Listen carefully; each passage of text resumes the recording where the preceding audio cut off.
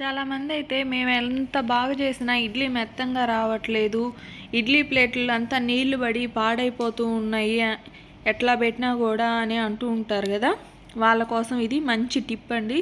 ముందు మనం పిండిని అయితే 1 గ్లాస్ మినపప్పుకి 3 గ్లాసులు రవ్వ అనేది కలుపుకోవాలి. పిండి గట్టిగా ఉండకూడదు, జారుగా ఉండాలి. మన దోశ పిండి కానీ కొంచెం గట్టిగా కలుపుకుంటే ఎలా ఉంటుందో అలా జారుగా ఉంటే ఇడ్లీ అయితే మెత్తగా వస్తాయి. పిండి గట్టిగా ఉందంటే ఇడ్లీ కూడా గట్టిగానే ఉంటుంది. వాటిని మామూలుగా ప్లేట్లు తడిపైన పెట్టుకోవచ్చు, ఆయిల్ అయినా పూసి పెట్టుకోవచ్చు. మనం ఇడ్లీ పెట్టిన గుంట మీదకి పైనుండే హోల్స్ అయితే వచ్చేటట్టు నేను చూపించా కదా వీడియో, అలా అయితే పెట్టుకోవాలి. లేదు ఇడ్లీ మీద ఇడ్లీ కానీ వచ్చింది అంటే ఆవిరికి ఆ నీళ్ళన్నీ ఆ ఇడ్లీ మీద పడి మధ్యలో అంతా పాడైపోతుంది. అదే రకంగా మన ఇడ్లీ చూడండి ఎంత బాగున్నాయో, నీళ్ళు అయితే మధ్యలో ఎక్కడా పడలేదు. మనకి ఇడ్లీ అయితే చాలా మెత్తగా ఉన్నాయి. ఇది కూడా చూడండి, నేను ఇంచి చూపిస్తాను ఎంత సాఫ్ట్గా ఉన్నాయి అనేది. చాలా సాఫ్ట్గా అయితే వస్తాయి. మనం